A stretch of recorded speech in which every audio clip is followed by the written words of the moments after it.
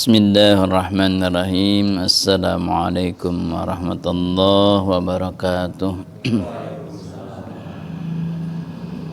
Alhamdulillahilladzi waffaqa lil khairati ibadahul abrar.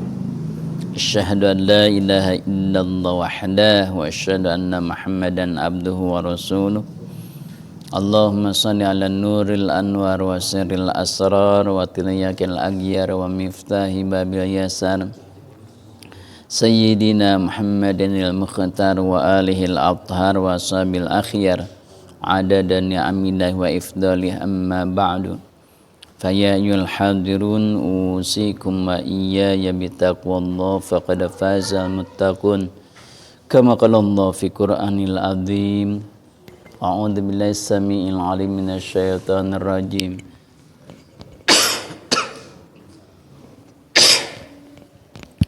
Bismillahirrahmanirrahim.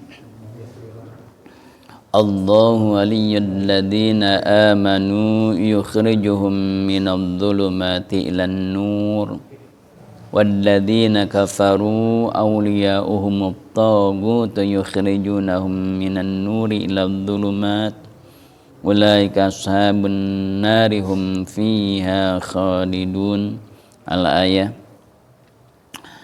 Alhamdulillah tahadus binikmah pada malam yang mulia, malam Jumu'ah. Kita masih diberi kesempatan oleh Allah, diberi nikmat oleh Allah bisa ta'lim. Karena tempat yang paling mulia di dunia itu hanya dua tempat kata Allah, yaitu tempat yang dipakai dzikir dan tempat yang dipakai ta'lim. Hanya dua yang dimuliakan oleh Allah. Sehingga kata Rasul, barang siapa yang melewati taman surga, maka hendaklah dia mampir dulu. Kemudian sahabat bertanya, ya Rasul, apa itu taman surga? Yaitu tempat diadakannya ta'lim, pengajian. Nah, ini taman surga. Kita mah bukan mampir, sengaja didatangi gitu ya. Taman surganya. Maka dalam hadis kan, man salaka thariqan, barang siapa yang berjalan ya, thariqan ya tamis, mencari ilmu. Ketika kita dimudahkan untuk mencari ilmu, jalan, maka sahalallahu laka thariqan ilal jannah, maka dimudahkan oleh Allah jalannya menuju surga gitu. Ya. Jadi yang ngaji itu udah dekat ke surga. Cek Rasulnya itu, cek Rasul, kata Rasul itu yang berangkat mengaji itu sama dengan berangkat menuju surga, dimudahkan oleh Allah itunya. Nah, tapi tetap pondasinya harus Islam, harus iman ya. Nah, kan dalam Islam pun ada arkanul Islam, ada rukun Islam, ada yang kemarin qawaidul Islam, ada syurutul Islam, ada syarat-syarat menjadi Islam, ada rukun Islam ya, ada qawaidul Islam. Qawaidul Islam itu yang pengikat Islam, yang mengikat Islam, yang menjadi pakunya Islam, yang menjadi talinya Islam. Ketika pakunya nggak ada satu, goyanglah. Nggak ada dua, goyang juga. Kemarin kita bahas 2 minggu ke belakang kalau nggak salah ya, tentang qawaidul Islam. Nah, kemudian yang paling banyak kita bahas juga termasuk asasul Islam. Ya. Asasul Islam, pondasina Islam. Nah, ini asasul Islam atau yang kita kenal juga arkanul Islam, tihangnya Islam, rukun Islam. Nah, biasanya kita tahunya hanya sekilas saja ya. Nah, satu rukun Islam ada 5. 1 syahadat, 2 salat, 3 zakat, 4 puasa, 5 haji, tos begitu. Padahal seharusnya harus dibahas tuh. Ya. Harus dibahas secara detail ya, minimal ya tahu ya. Yang pertama itu syahadat. Syahadat itu namanya syahadatain. Syahadatain itu 2 persaksian kan. dua persaksian. Apa yang dipersaksikan dua kalimat syahadat itu kan, yang pertama asyhadu an la ilaha illallah wa asyhadu anna muhammadar rasulullah. Yang pertama asyhadu an la ilaha illallah, kita harus bisa bersaksi, bukan hanya percaya, bukan hanya yakin, tapi harus bisa bersaksi. Apa bedanya bersaksi dengan yakin, dengan percaya? Tinggi mana derajatnya? Oke. Ada seseorang membawa kabar kepada kita, kita itu bilang, oh ya percayalah, percaya. Ada lagi seorang tuh membawa berita, oh aku yakin dia benar. Ada lagi berita, kita menyaksikan sendiri, lebih kuat. Jadi bersaksi itu lebih kuat daripada yakin. Kalau yakin mah percaya, yakin, ya, oke. Tapi kalau bersaksi itu lebih kuat. Makanya kepada Allah pun kita harus sampai bersaksi. Harus sampai bersaksi. Apa yang harus disaksikan dari Allah? Ya, yang kita harus tahu adalah dzatnya, sifatnya, af'alnya.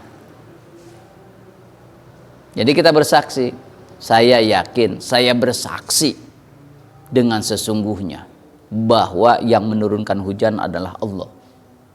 Aku bersaksi bahwa yang memaukan, yang menggerakkan hati saya mau ke sini adalah Allah. Namun itu digerakkan mah hoream kan gitu.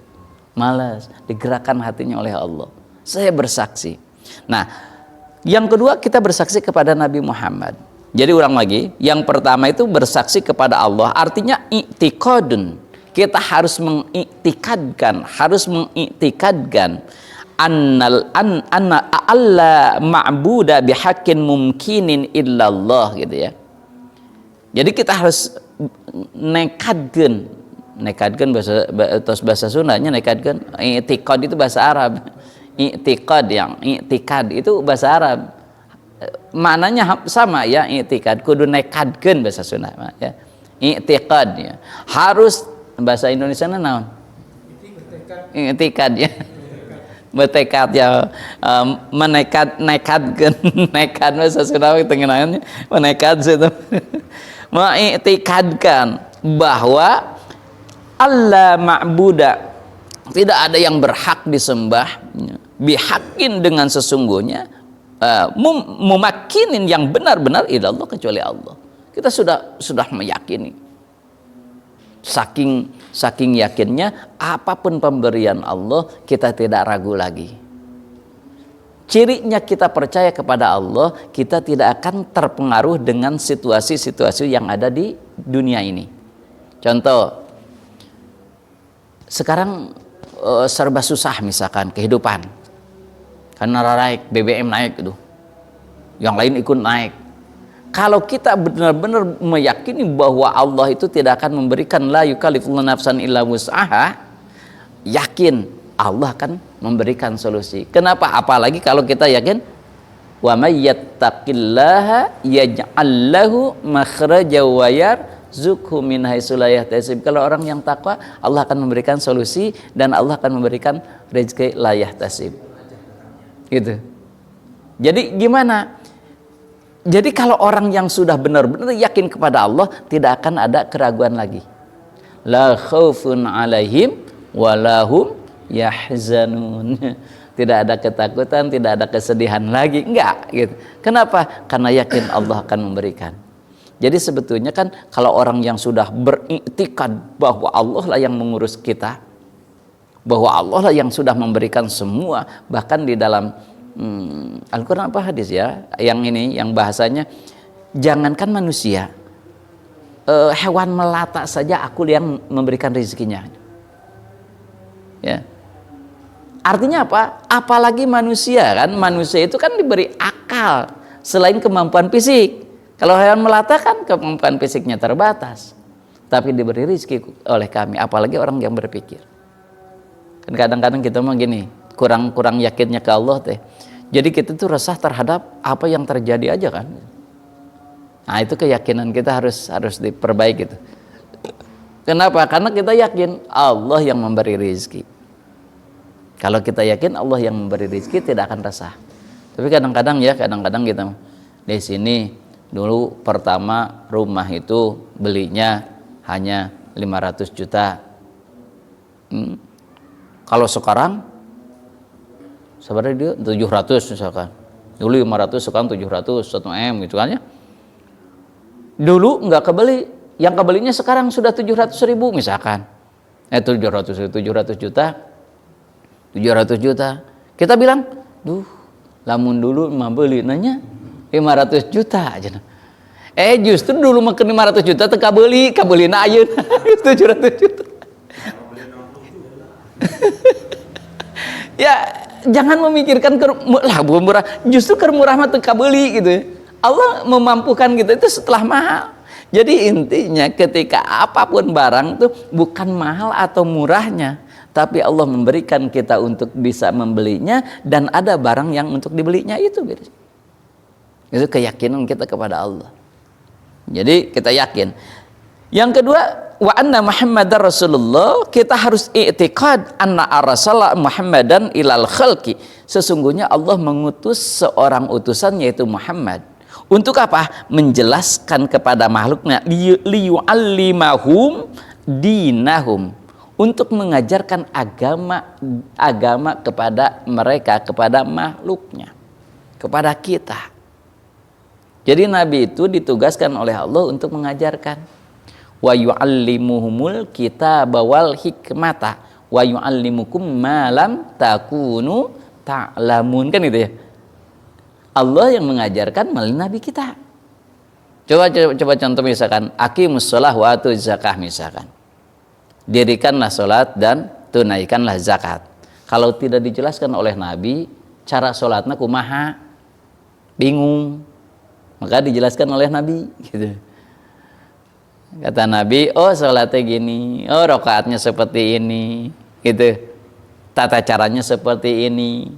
Dijelaskan oleh Nabi. Nah, konsekuensinya ketika kita syahadat kan dua ya. Tadi kita bersaksi kepada Allah, kita bersaksi kepada Rasul. Kita bersaksi kepada Allah, misalnya asyhadu an la ilaha illallah, berarti konsekuensinya kita mengikuti Al-Qur'an. Buktinya kita sudah bersyahadat kepada Allah kan? Yang kedua, wa asyhadu anna Muhammadar Rasulullah. Buktinya kita sudah wa asyhadu anna Muhammadar Rasulullah adalah mengikuti sunnah-sunnahnya. Jadi kalau kita misalkan sholat dengan wajib, yang kita kerjakan adalah sholat wajib saja misal, berarti baru asyhadu an la ilaha illallah. Sudah melaksanakan sunnah, berarti sudah wa asyhadu anna Muhammadar Rasulullah. Kalau kita hanya zakat saja, berarti baru asyhadu an la ilaha illallah, baru sepotong itu syahadatnya. Ya. Kalau syahadatnya asyhadu an la ilaha illallah saja, sah nggak? Enggak. Nah, dikhawatirkan perilakunya gila man, kalau hanya yang wajib aja baru sepotong tuh. Makanya harus wa asyhadu anna Muhammadar Rasulullah. Ketika kita sudah sunnah, baru kita sudah wa asyhadu anna Muhammadar Rasulullah. Sunnah. Gitu. Satu tuh. Yang kedua wa iqamus shalah. Yang kedua itu mendirikan salat. Yang dimaksud mendirikan sholat adalah al-mudawamah, yang istiqomah, yang dawam, alaiha fi awqatiha, sesuai pada waktunya, tepat waktu, kemudian wa bi arkaniha, dengan rukun-rukunnya, wa syurutiha, dan syarat-syaratnya. Itu. Kemudian paman fa'ala dzalika kana jasaduhu haraman 'alan nar. Barang siapa yang melakukan sholatnya seperti tadi, tepat waktu, sesuai dengan syarat dan rukunnya, maka diharamkan jasadnya ke neraka. Ini hadis dalam hadis qudsi. Qala Rasulullah sallallahu alaihi wasallam, qala Allahu azza wa jalla. Allah telah berfirman, kata Rasul. Nah, ini hadis qudsi. Hadis qudsi itu kumaha teh? Hadis yang langsung dari Allah kepada Nabi, tidak melalui malaikat Jibril. Itu hadis qudsi. Nah, makanya ketika hadis qudsi Nabi mengatakan qala Allah azza wa jalla, Allah mengatakan kepadaku, mungkin gitu ya. Inna li abdi, sesungguhnya hambaku, alaya terhadapku, ahdan, dia sudah mengikat janji terhadapku, maka aku pun akan janji kepadanya. Ketika kita sholat, maka kita sudah berjanji kepada Allah, dan Allah pun akan janji kepada kita. Apa yang dijanjikan oleh Allah? In aqamas sholata liwaktiha, kata Allah, barang siapa yang sholat tepat waktu, alla u'adzibahu wa an adkhalahul jannah bighairi hisab, maka tidak akan pernah aku siksa baik di dunia terutama akhirat, dan aku masukkan ke surga bighairi hisabin, tidak dihisab. Pertanyaannya, Bang Ustaz, geningan saya teh susah aja, bingung aja, rezeki susah. Katanya ketika kita sholat, maka Allah menjamin. Tapi ternyata kita resah, gelisah, susah. Itu gimana? Kan tadi sudah dikatakan, kalau mudawamah, artinya mudawamah itu dia dalam rasanya, perasaannya ketika mau sholat itu semangatnya, sungguh-sungguhnya. Ketika adzan dia sudah, oh dah gitu. Kita sedang kerja, udah adzan. Ketika di angkot, di mobil, ngong adzan, aduh ya Allah, ini sudah adzan. Oh gelisah gitu, hati teh. Ya mah ngong adzan teh kan tenang we, kalem we gitu. Nah itu mah teu kaci. Ini harus ada terikat hatinya ke sholat gitu. Jadi ketika kita terikat hatinya dengan sholat, nah itulah yang disebut dengan mudawamah. Dawam. Ketika ada, kan ada aja biasa. Jangankan orang lain ya, kadang-kadang kita juga ketika ada pekerjaan atau apa, atau tidak ada pekerjaan juga, ada kumandang adzan itu kadang-kadang cuek hati itu, cuek gitu, nggak ada rasa misalkan, aduh adzan nih langsung, nggak gitu, ente gercep gitunya, gerak cepatnya, gercep, nggak gitu, tapi cuek, gitu, kalem. Nah, kalau orang itu gitu sholat gitu. Nah, gitu ya. Kedua, coba lihat di sini. Sholatnya sesuai dengan rukun dan syaratnya. Ini rukun dan syarat, oke lah. Syaratnya aja dulu. Syarat itu ada syarat dohir, ada syarat batin. Kalau ada syarat dohir, ada syarat batin. Oke, syarat dohir sudah biasa ya kita pelajari. Kita syarat batin sekarang. Syarat batin itu satu, khusyuk, ikhlas, tadoru. Tadoru itu naon? DP bahasa Sunda mah. Tadoru apa? Rendah hati gitu ya. Oh, seperti gini. Ketika kita sholat, oke coba. Ini tadoru, kita bahas tadoru. Ketika kita sholat, kita bayangkan gini. Ketika bayangkan aja kita sekarang sedang keadaan dalam kerajaan lah. Di kerajaan kita dipanggil oleh raja, bagaimana rasa kita? Maksudnya di depannya gitu, tadorunya gitu, menghambanya gimana gitu, dari jauh juga sudah kokosodan gitu. Nah, kemudian kalau misalkan saking tadorunya, saking tadoru tuh sopannya, saking takutnya, hebahnya, ketika dia gatel sudah di depan raja, berani nggak garuk-garuk, nggak berani, takut, segan gitu, bicara juga ngeper gitu. Nah itu tadoru. Apakah kita di hadapan Allah gitu? Gitu. Tadoru tuh gitu. Pakaian aja. Kalau kita misalkan menghadap raja, misalkan benar-benar raja, pakaian pilih yang paling bagus, yang paling bersih, yang wangi. Nah, kalau kita menghadap Allah, geus kesang bau ge wah salat gitu. Nah dalam tadoru saja itu syarat batin. Tadoru aja kan gini aja gitu, ketika kita menghadap raja kan gimana rasa kita, badan kita dan seterusnya, wah gitu.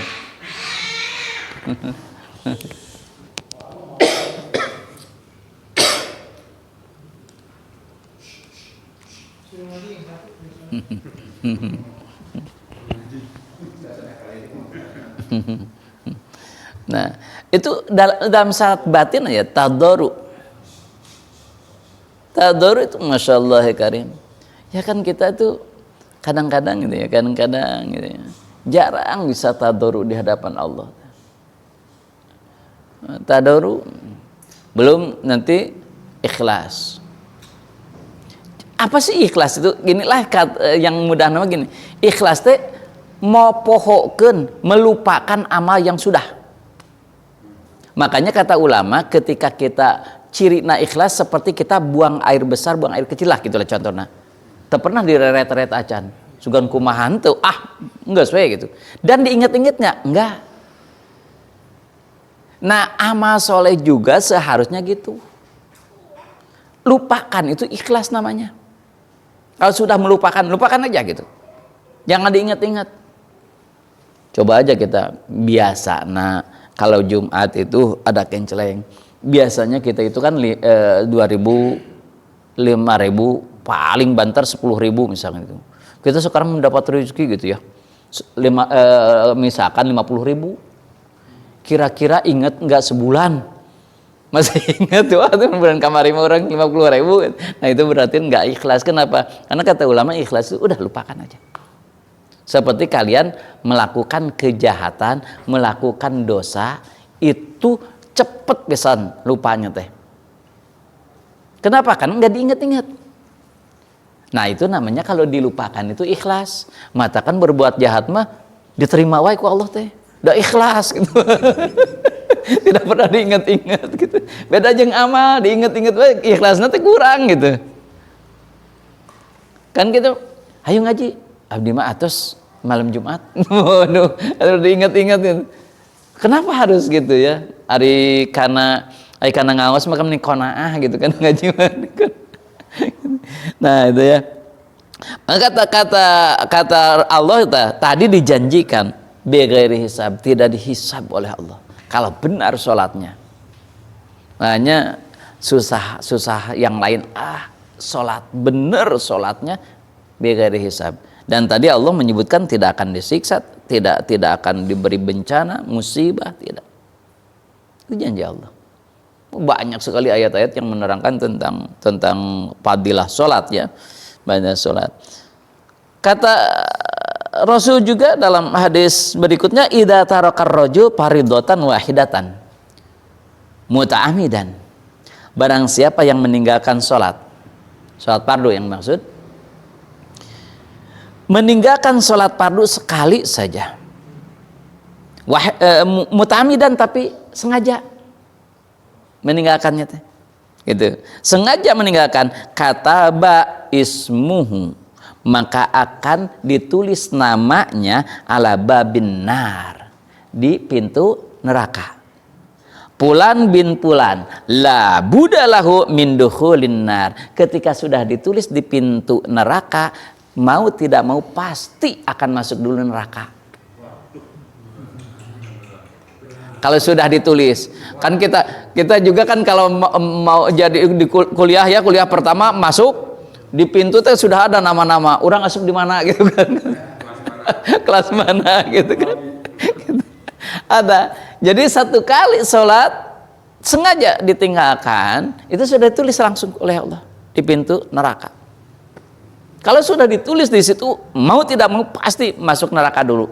Walaupun nanti kalau misalnya sudah habis dosanya, ya dikesurgakan, tapi bakal masuk dulu neraka.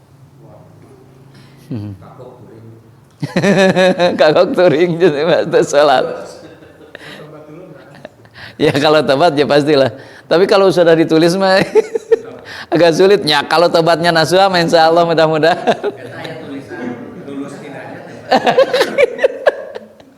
Walaupun zaman dulu, zaman Ya makanya tadi kalau taubat mudah-mudahan.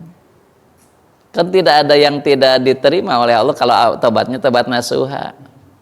Gitu. Hanya beda pendapat para ulama dalam taubat itu. Kalau Imam Syafi'i rahimahullah taala, beliau mengatakan namanya taubat harus dibayar.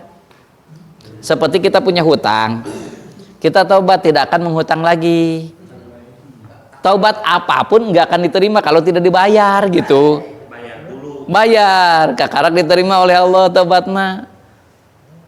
Pun sholat gitu. Kata Imam Syafi'i sama aja. Kalau punya hutang taubat gimana kalau tidak dibayar? Bayar. Sudah nggak tahu berapa gitu. Ya kira-kira aja. Kira-kira dulu waktu ABG berapa tahunan sih gitu. Ya kira-kira berapa sih gitu. Saking ikhlas. Iya bener, saking ikhlasna matak diterima wae duit. Kona'ah cukup ya. Nah, kalau Imam Hanafi beda lagi. Kalau kata Imam Hanafi, ya sudah, kalau taubat enggak mengulangi lagi, yang udah ya udah aja. Gitu. Sudah aja sekarang tidak boleh mengulangi lagi, meninggalkan. Sudah aja sekarang ke depannya. Ada mending.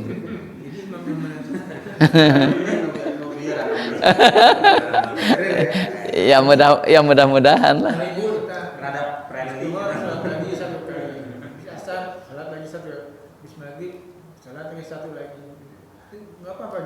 Memang nggak apa-apa. Jadi kita nggak tahu, nggak terhitung mungkin ya, jadi nama anak muda dulu kan. Iya. Jadi pas sekarang misalkan kita sholat dua kali. Nah, ada juga yang menyebutkan sebagian ulama enggak usah dengan mengganti dengan wajib itu, tapi perbanyak sunnah. Karena sunnah itu menambah yang wajib, menyempurnakan. Jadi perbanyak aja sunnah, gitu. Jadi silahkan mana mau dipakainya gitu. Mau di double silahkan. Ya, kodoan gitu ya. Atau mau sunnah memperbanyak sunnah silahkan. Artinya memperbanyak itu bukan yang standar saja gitu. Standar itu kan rawatib standar ya, tahajud gitu ya. Ini perbanyak dengan sholat mutlak gitu. Kan para ulama mau setiap hari kadang-kadang ada yang 100 rakaat, ada yang sampai 1000 rakaat per hari. Itu tuh para ulama. Oke. Silakan nggak apa-apa ya, sholat yang penting sholat perbanyak gitu. Nah. Kalau kembali lagi tadi kan Hanafi, kalau Hambali gimana Ustaz? Hampir sama dengan Imam Syafi'i. Ya, hampir sama ya. Jadi perbedaan 2-3 itu hampir sama gitu ya. Kalau tidak disebutkan biasanya hampir sama dengan pendapat yang sudah ada gitu. Itu kan balik ke kehusuan sholat itu, sahabat Nabi cuma satu rakaat ya. Iya. Kalau kita punya berapa terus sadar itu lalu mikir apa terus balik ke sholat itu. Iya, memang gitu kemarin kita bahas. Jadi yang dihitung oleh Allah itu ketika konsentrasinya, ketika khusyuknya kita. Jadi dapat pahalanya itu dalam sholat itu mungkin ketika khusyuknya itu Al-Fatihah ini sekarang mah ya dapat Al-Fatihah pahalanya. Ketika rukunya misalkan dapat lagi ruku. Itu kita emang sadar nggak khusyuk pas khusyuknya cuma pas berapa balik lagi. Nah gitu. Ya memang gitu. Harus gitu kata Imam Ghazali harus gitu. Jadi jangan pleng nyohnya assalamualaikum, jangan gitu. Jadi ingat lagi, lupa ingat lagi gitu. Jadi langsung diingatkan lagi gitu. Itu harus dilatih memang. Kalau tidak dilatih agak sulit ya. Sulit. Tarawih kan doanya apun kari bukan dihapuskan gitu dosa. Ya kalau namanya doa ya. Nah kalau doa itu sebetulnya pupuk saja itu. Pupuk itu kan hanya penyubur. Pupuk juga gimana pupuknya bagus kalau bibitnya jelek, gitu kurang bagus ya nggak akan bagus. Hanya penyubur saja pupuk. Doa. Ya kalau misalkan dengan doa hanya gitu bisa hapus semuanya enak ya. Ini dengan taubat. Jadi kalau dosa-dosa besar mah harus dengan taubat. Ya, kalau dosa-dosa kecil cukup dengan wudhu, dengan doa-doa itu ya. Ya mudah-mudahan ya, kan sedikit demi sedikit kita kikis ya nggak apa-apa gitu.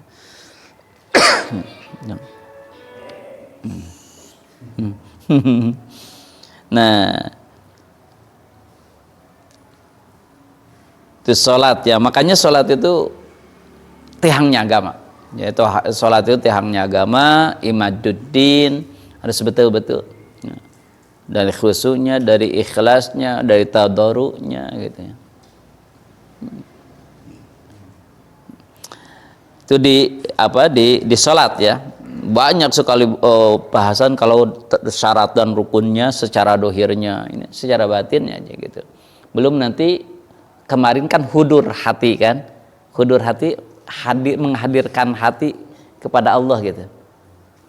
Namanya sholat itu kan silah itu apa? Nepungkeun hati ke Allah gitu. Jadi nepung gitu. Ya. Ingat ke Gusti Allah gitu. Itu disebut hudur hati gitu ya. Nggak lupa gitu. Menghadirkan Allah gitu. Makanya tadi sampai ihsan kan. Sampai seolah-olah kenapa? Di sholat ya, puncaknya khusyuk ya tadi ihsan ya intinya. Nanti efeknya apa? Ketika sholat atau efeknya? Setelah sholat atau ketika sholat? Ketika sholat tadi seperti kita misalkan ketika dekat raja lah, dalam rasanya, kemudian dalam haibahnya, hebah itu apa? Bukan takut, kalau segan dalam segannya, dalam apanya ke sholat itu benar-benar kagum Allah. Ya tadilah ketika yang mudah nama kita ketika di hadapan raja, gimana lah rasa kita itu. Kalau saya pernah dengar lihat ada yang sampai nangis. Ya. Itu saking khusyuk. Mungkin saking khusyuk.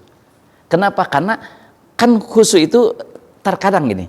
Kehusuan seseorang itu terpacu terhadap beda-beda faktor, misalkan dia karena memahami maknanya lapan sampai dia terkagum, atau misalkan karena ingat dosa-dosa, itu boleh khusyuk. Boleh pakai media itu?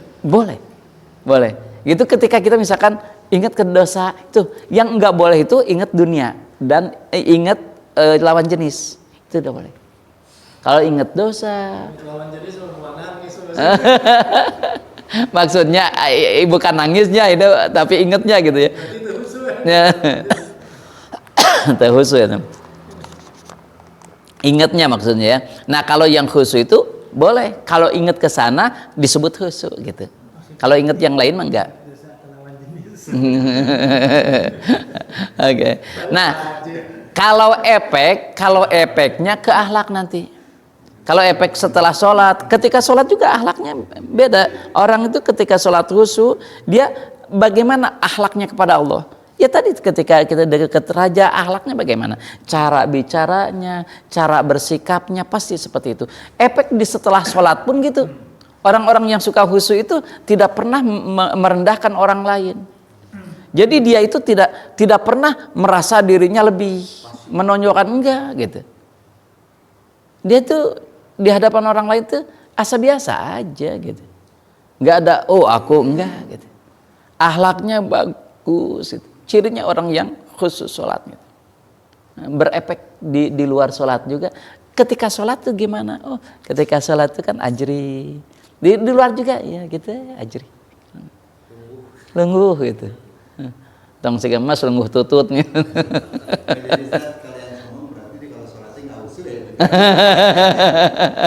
Bisa jadi. Standarnya akhlak memang standarnya. Dan puncaknya mah akhlak memang ya. Puncaknya segala pun akhlak. Baik akhlak kepada Allah, akhlak kepada manusia gitu ya. Dan seterusnya. Nah, yang ketiga zakat. Nih wa itai zakat. Dabmuha lil mustaqih ya. Ini harus, kalau zakat itu harus ditasarrufkan kepada mustahiknya.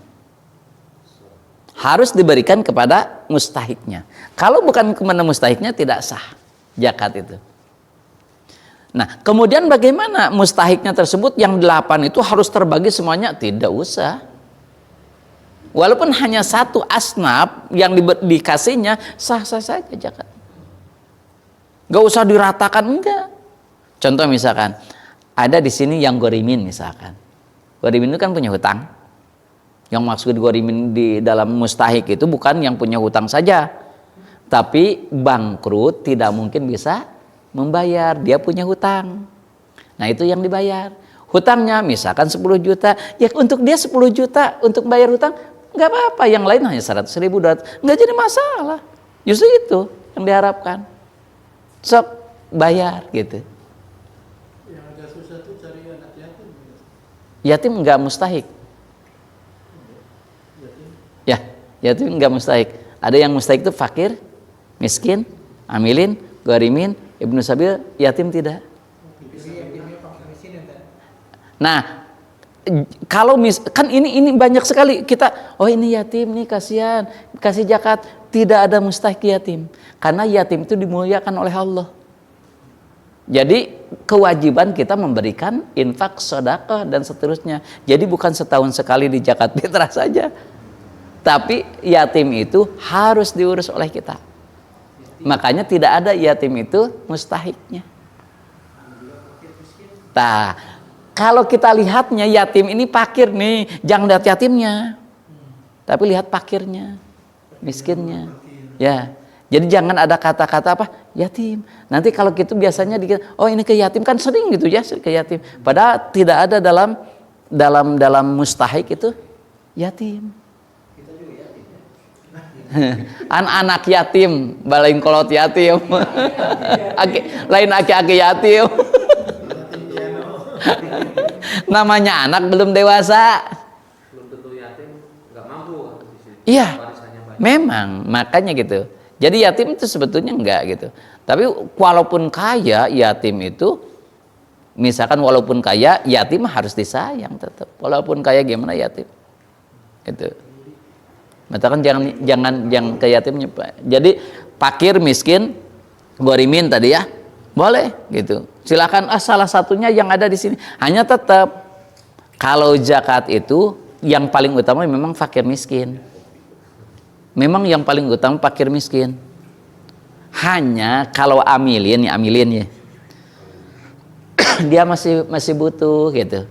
Boleh ngambil. Kalau bahasa Quran mah kita semua juga fakir. Iya. Maksudnya fakir di sini fakir di hartanya, bukan kalau bukan fakir di rahmat, bukan fakir di makruh, yang di mustahik ini kan harta ya, yaitu fakir miskin di dalam. Makanya ada kriteria dalam fikih. Apa yang disebut dengan miskin? Miskin itu misalkan ini, kebutuhannya per harinya misal 70.000, dia menghasilkan 50.000. Kekurangan 20.000 per hari nate. Nah itu disebut miskin. Kalau fakir kurang dari setengahnya penghasilannya.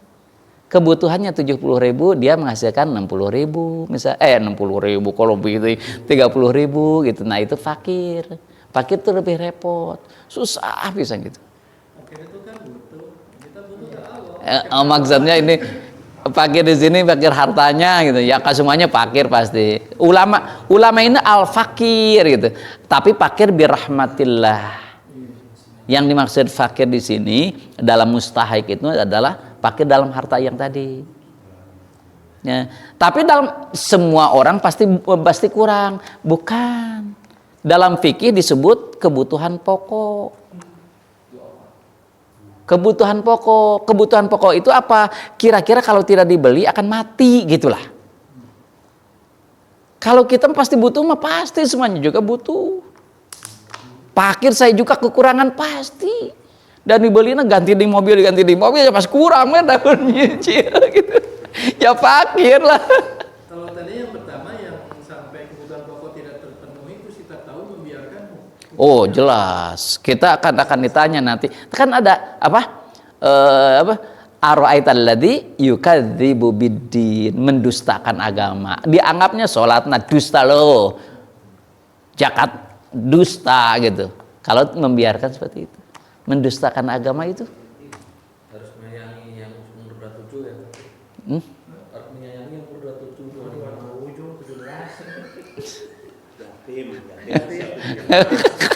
Jelas satu nyambung. Rada ngawul lagi. Iya, dia katanya harus disayangi yang umur 25 27. Nah, gitu. Itu khusus ya. Tengah aja. Kan dikenging tadi. Istri. Parasit. Iya, parasit.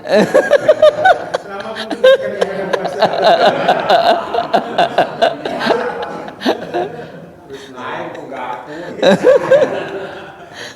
Dan mengenai zakat fitrah tadi ya, kan ada perbedaan pendapat. Ya. Kalau saya sih memang intinya mah ikhtilaf gitu ya antara Imam Syafi'i, Imam Hanafi gitu ya. Tapi di sini aja gitu ya kalau Ramadan ada yang mengangkat masalah itu. Jadi kalau zakat fitrah itu mereka memiliki keyakinan bahwa ini hanya untuk fakir miskin gitu. Dan Hanafi, Syafi'i itu kan Imam Syafi'i itu ada berapa 8 Dama asnaf ya. berdasarkan ayat itu ya. Cuman menurut dia kalau ayat itu sifatnya katanya infak, jadi bukan zakat itu secara khusus, bukan zakat fitrah. Kalau menurut mereka mah yang secara hadis itu zakat fitrah khusus untuk fakir miskin gitu. Nah untuk hal seperti ini gimana? Ya kalau paham pasti beda ya, nggak apa-apa. Misalkan tadi memang sepakat para ulama prioritas adalah fakir miskin, prioritas. Maka misalkan kalau ada kelebihan dari fakir miskin boleh.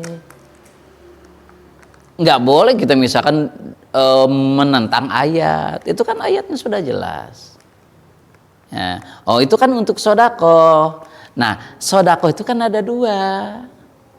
Sedekah wajib, sedekah sunnah. Sedekah wajib, zakat, nafkah, itu sedekah wajib. Ada sedekah biasa yang kita sebut sedekah, infak, hibah, apa lagi? Wakaf, itu yang sunnah. Jadi nafkah itu, sedekah itu ada dua. Nah ini umum. Sedekah wajib atau sedekah sunnah semuanya, tetapi para ulama sepakat, ulama salaf nih, bukan ulama sekarang. Ulama salaf sepakat itu mustahik zakat di situ. Di situ sedekah, di situ innamas shadaqatu lil fuqara'i wal masakin. Di situ yang dimaksud sedekah di situ bimana zakat. Baik zakat fitrah maupun zakat mal. Itu sepakat ulama dulu, tapi ulama ayeuna kan tadi menyebutkannya. Itu pemahaman. Terus gimana? Ya nggak apa-apa pemahaman. Memang intinya memang semua sepakat para ulama memang didahulukan fakir dan miskin. Sepakat para ulama memang. Hanya kalau si amilin boleh kalau ngambil dia kalau dia butuh. Tapi bagusnya kalau dia nggak terlalu butuh, nggak usah ngambil haknya. Tapi kalau ngambil pun ada haknya, gitu. Termasuk asnaf.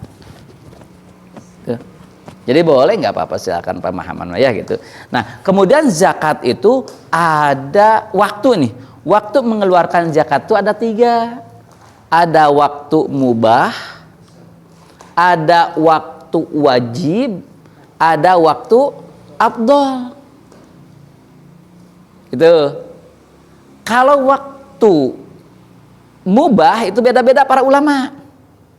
Ada yang menyebutkan dari mulai tanggal 1 Ramadan sudah boleh zakat sampai terakhir saja sebelum sholat Idul Fitri. Nah yang kedua wajib.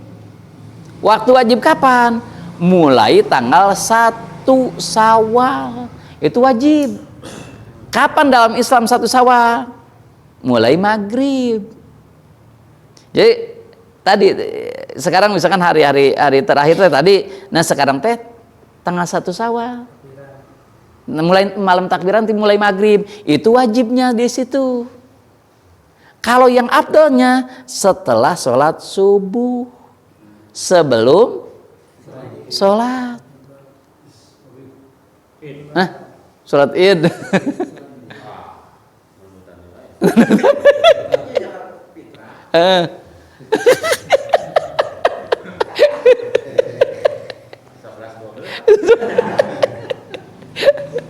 Jadi ada 3 waktu mubah mulai dari awal tanggal 1, ada waktu wajib mulai dari maghrib, ada waktu afdol subuh mengeluarkannya zakatnya.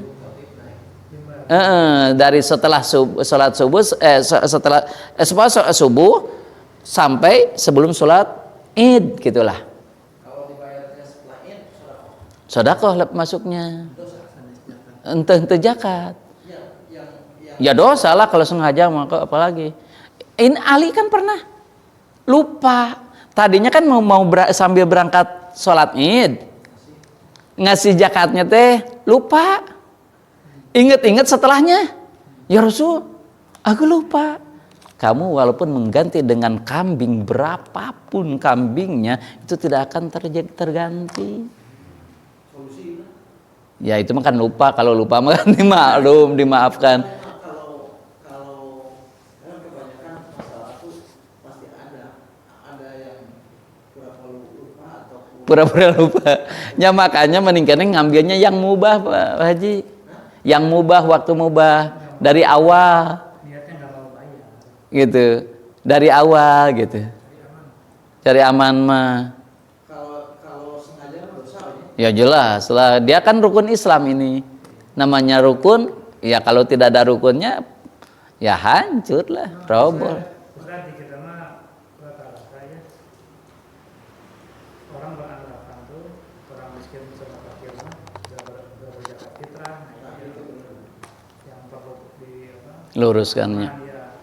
Jadi mereka mah hanya nerima aja gitu. Madami mah jadi miskin gitu. Padahal mah wajib dan zakat fitrah mah. Dari Jakarta Iya, itu juga prinsipnya gitu. pemahaman umum kayak gitu. Kalau diuangkan juga 30.000 ya. 2,5 2,5 kilogram di kita. Habis plastik di bawah 50. Nah, ya. Jadi siapa yang diwajibkan zakat? Yaitu orang yang mampu untuk mengeluarkan ketika sudah diwajibkan zakat. Setiap orang.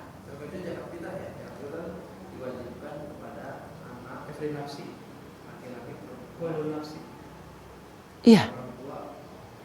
Semua. Ya, ini kan kayak apa ya? Dalam agama itu udah memang aturannya ya. Kita kan sebetulnya hanya taat aja. Ta'abudiyah aja. Kan kayak heureuy gitu nya. Dia menerima zakat, harus mengeluarkan zakat, geus ngeluarkeun nampi deui siga heureuy gitu. Tapi udah memang gitu. Ya gini aja coba. Ketika kita nikah kan teu pira gitu ya. Ankah tuka binti bimahri bla bla bla bla. Sah weh. Halal weh. Teu pira cek logika mah gitu kan. Tapi bisa jadi halal yang tadinya haram. Mata kan orang-orang Batak logika, kita aja berdua kan gitu. Gitu.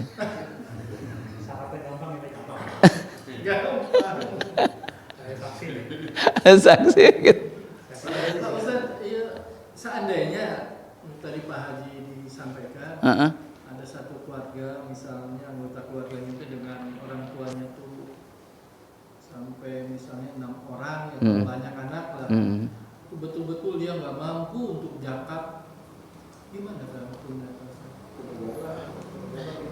Dalam fikih. Seorang aja 30.000 misalnya ya. Dalam fikih ya. Iya. Dalam fikih nih. Betul-betul dia nggak mampu untuk zakat. Oke. Gini. Kan tadi zakat fitrah itu wajib setiap jiwa. Kemudian tidak punya. Ini saking wajibnya, dia ada nggak barang yang bisa dijual, tapi setelah dijual dia masih bisa hidup. Seandainya nggak ada, Ya kalau nggak ada ya itu berarti udah. Berarti misalkan ada TV, oh saking ngaripuhkeun anaknya tuh.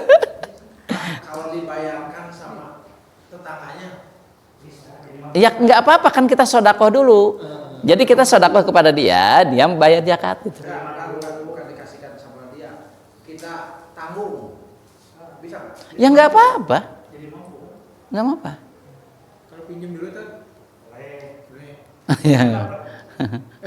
Yang penting, tapi yang yakin dia akan bisa bayar dan tidak akan menyusahkannya. seandainya ada tunawisma soleh. Kalau saya lihat ya pada maghrib tuh di depan alun-alun Cimahi banyak itu yang tunawisma pada tidur di emperan itu. Saya lagi kirim itu mah. Seandainya ada tunawisma soleh itu membayar zakat. Mau bayar zakat itu maksudnya? Ya, yang soleh. Kadang-kadang yang ini yang nerima zakat juga di situ banyak.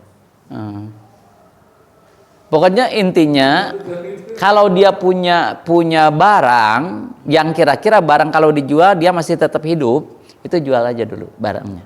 Saking wajibnya zakat fitrah.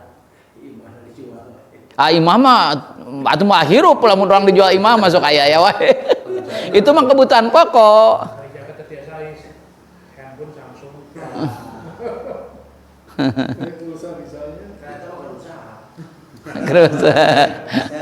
Kalau pembayaran zakat misalkan ada anak lah pamannya kan orang tuanya di sini, anaknya misalkan di Jakarta lah. Oke. Berarti tuh anak harus bayar zakat di Jakarta ya? Ya, bagusnya abdolnya. Abdulnya. Karena apa? Karena kehidupannya di sana. Jadi kewajiban menolong yang dia ada sekitar. Nah, kemudian kepada siapa?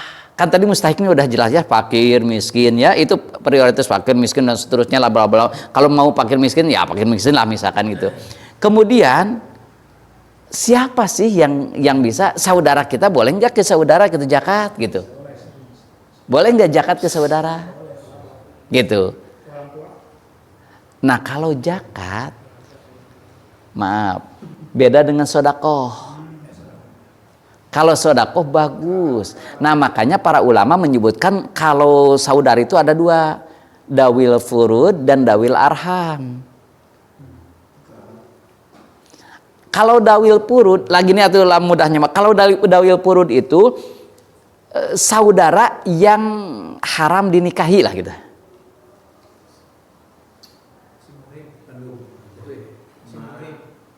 Masih muhrim. Haram di nikah. Kalau dawil arham yang boleh nikah. Nah, yang diharam nikah itu ada kesempatan untuk dapat waris. Gitu kan? Nah, itu hukumnya wajib ketika kita punya membiayainya. Maka haram hukumnya zakat ke dawil furud. Tesah gitu. Bukan haram, tesah. Enggak. Yang dawil furud. Nah kalau dawil arham itu yang bisa nikah, berarti batal wudu kan? Yang hal nikah nih. Nah itu dawil arham, maka sah zakat ke dawil arham. Contoh, kita punya paman, punya bibi, sah nggak nikah dengan bibi? Nggak bisa. Berarti zakat pun tidak boleh. Kenapa? Karena kemungkinan dia akan mendapatkan waris. Nah, kalau orang yang dapat waris itu kalau kita punya, dia tidak punya, wajib membiayainya. Bukan dari zakat. Sedekah maksudnya. Zakat sama zakat fitrah atau zakat mal? Sama. Kalau zakat hukumnya fikih nih. Silakan pemahaman masalah enggak, kalau pikir pasti beda paham yang nggak jadi masalah ya. Kalau itu nggak usah harus banyak, kita kan tergantung kemampuan. Dua-duanya dawil furud sama arham kan ada, masih ada. Ya. Berarti kan zakat iya, sedekah iya, sedangkan Ya. kemampuan kita nggak ada sampai situ. Gimana? Ya kalau nggak ada berarti nggak ada kewajiban. Misalkan kita sodakoh nih, kita misalkan jangankan untuk ngasih ke adik kita, untuk kita pun susah, nggak wajib berarti kan. Ini kan ceritanya kita ada lebihnya, itu jadi wajib kita membiayai adik teh, gitu. Nah makanya zakatnya jangan ke adik, tapi sodako, nafkah kalau mampu. Kalau tidak mampu mau untuk kita juga sudah susah. Kalau zakat fitrah wajib, itu hukumnya. Makanya ini pertanyaannya, ini kalau zakat kepada istri sah nggak? Istrinya fakir, kita punya zakatlah ke zakatlah ke istri sah nggak? Tidak sah. Kenapa? Karena wajib dinafkahi. Nah sebaliknya dalam fikih, sebaliknya si istrinya yang kaya, suaminya bangkrut, fakir, bisa nanaon. Zakat boleh enggak dari istrinya ke suaminya? Boleh. Kenapa? Karena enggak wajib menafkahi suami. Dalam fikih nih, dalam hukum Islam tuh. Itu. Misal ini sah atau tidak sahnya ya. Gitu. Karena enggak wajib menafkahinya. Nah, kalau gini, nih sepupuan itu boleh nggak kawin? Berarti zakat ugi boleh ke sana. Tuh, sampai paman, bibi, uwa itu nggak boleh. Dawil purun. Iya, sedekah mami. Banyak istilahnya. Banyak istirahat itu clear. Ya nggak apa-apa, yang penting paham gini gitu. Ya, gitu. Zakat tuh. Nah, kemudian yang kelima saum Ramadan. Apa sih saum itu? Kan dalam hadis ini, idza kana awwalu lailati min Ramadan, barang siapa yang masuk ke bulan Ramadan, putihat abwabus sama pala yughlaqu minha babun. Ketika kita masuk bulan Ramadan, semua pintu langit dibuka. Artinya kan catatan-catatan kita itu catatan rizki, catatan apa itu, kebaikan, rahmat dan seterusnya di langit dibuka, tidak ada yang tertutup. Artinya dibolehkan kita memohon, tidak akan ada yang nyangkut, gitulah doa kita itu nyampai bablas gitu. Itu dalam saum. Ya. Kemudian haji itu yang kelima nih, hijjul baiti man istata'a ilaihi sabila. Itu haji itu yang mampu di jalannya. Mampu itu apa sih? Mampu biayanya, mampu fisiknya, kesehatannya, kemudian keamanannya, pun waktunya. Coba aja sekarang kita daftar sekarang, tunggu 20 tahun. Sedangkan pemerintah menyebutkan 65 tahun sudah tidak bisa, 65 ke atas habis. Nah, waktunya kita punya uang, tetapi nggak mungkin waktunya, nggak nyampe di akhiratnya kita haji. Dosa nggak? Karena kita sudah, walaupun kita punya, karena ya uangnya mampu, tapi waktu sudah niat dan sudah mau lagi ya, sudah mau gitu, sudah ada keinginan gitu ya, sudah inginnya. Nah, jadi ulang lagi, itu arkanul salat, arkanul Islam atau asasul Islam. Jadi ketika kita bahas lebih dalam, lumayan ternyata gini gitu. Bukan hanya rukun Islam ada 5, kita semuanya hafal, tetapi masuk ke ranah konten lebih dalamnya gitu ya. Allahumma subhanakallahumma wa bihamdika asyhadu an la ilaha illa anta astaghfiruka wa atubu ilaik.